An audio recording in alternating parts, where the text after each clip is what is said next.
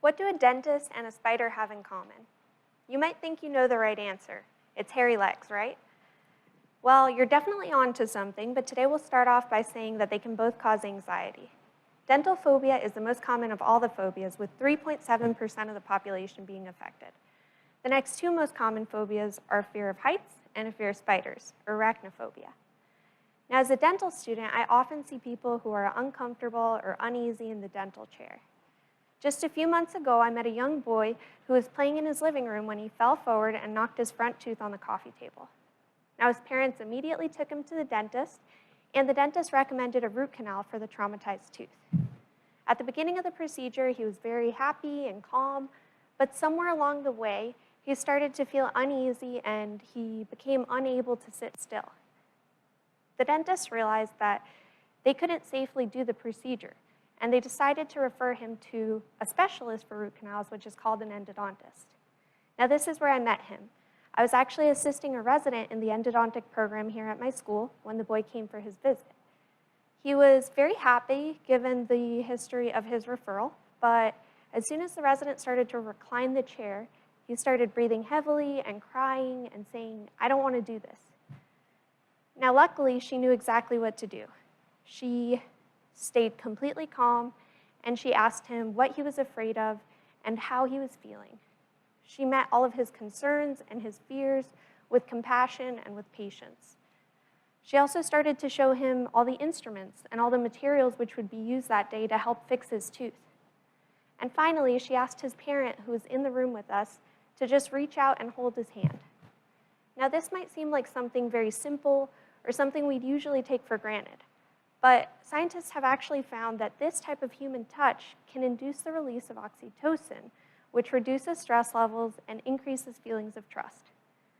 So gradually, the boy was able to calm down, and the resident was able to save his tooth. Fear can so often feel isolating, but my goal today is to reach out a hand and connect with you so that we can overcome dental fear and anxiety together.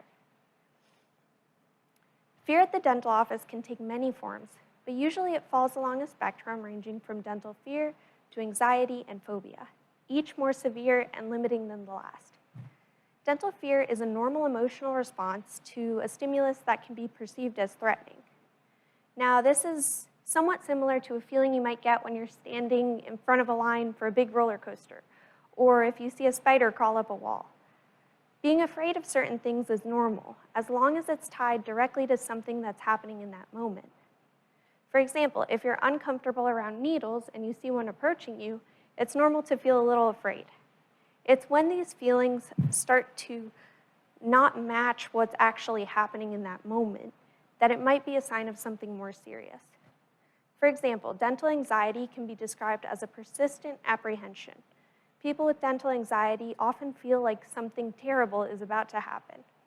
This feeling might come upon them when they're sitting in the waiting room or when they're just driving to their appointment. Although nothing is directly happening to them or around them, they still feel the anxiety that they associate with being at the dentist. Dental phobia is the most severe form of dental fear. It involves excessive fear out of proportion to any perceived danger. People with dental phobia will often have extreme distress if they're at the dental office, or will just completely avoid it. And that brings us to our slide on the cycle of dental fear, where avoiding and delaying dental visits can lead to painful oral issues and poor dental health. Now, these issues will make a lot of patients feel ashamed or guilty for not having sought out care, when in reality they were dealing with a very serious issue, which is dental fear.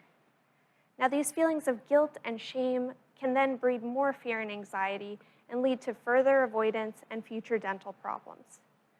Now, studies show that this isn't uncommon, with about 22% of Americans say that they avoid dental visits because they're afraid of the dentist.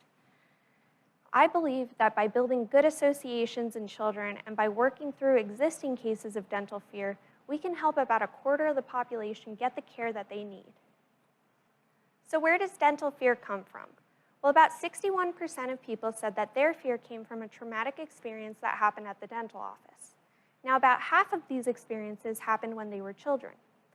Interestingly enough, the more checkups and cleanings that a child has before their first invasive procedure, so something like pulling a tooth or getting a filling, the less likely that child was to develop dental fear.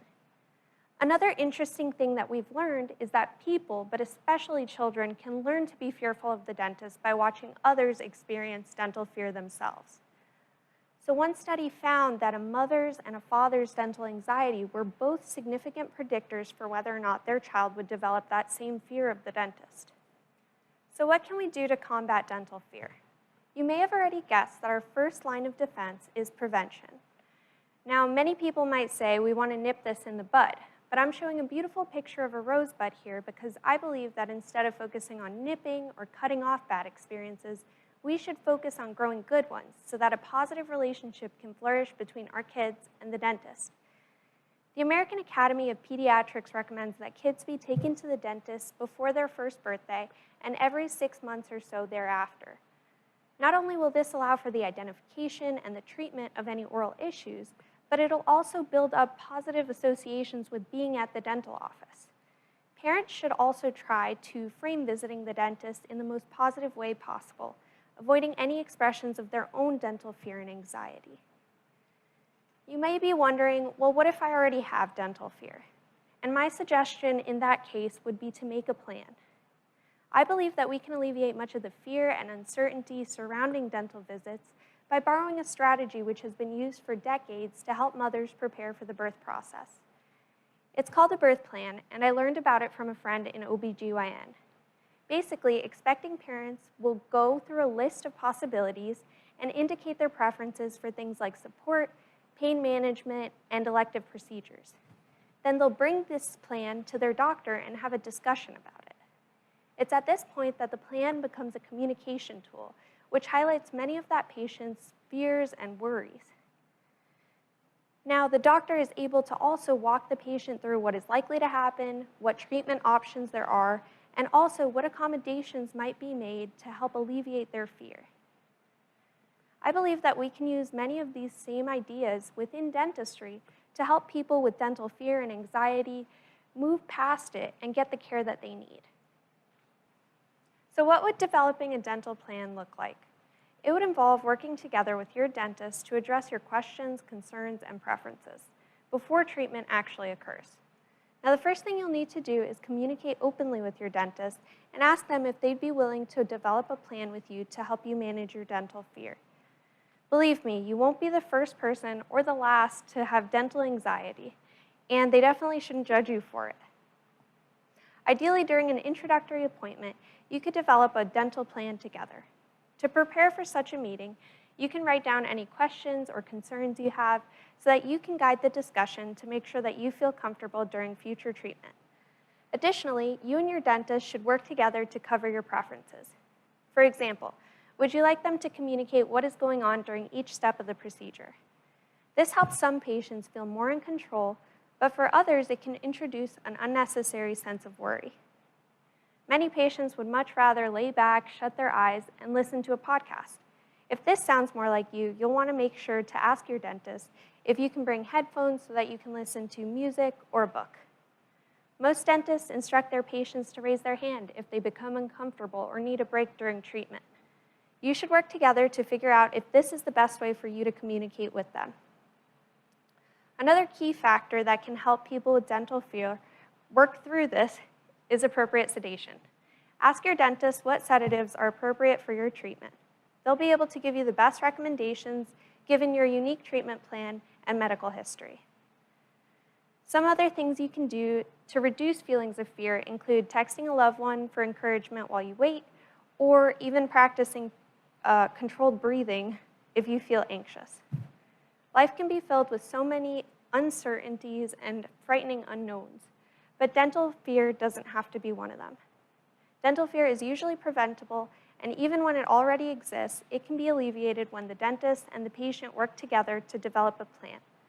By building positive experiences at the dentist early on, and by communicating your concerns and preferences with your dentist, you can make sure that you and your loved ones are getting the care you need and deserve. I hope that today I have given you some tools that you can use to tackle dental fear, but also other fears more broadly. Take it one step at a time and have a plan, even if your plan is just to have courage. Thank you very much.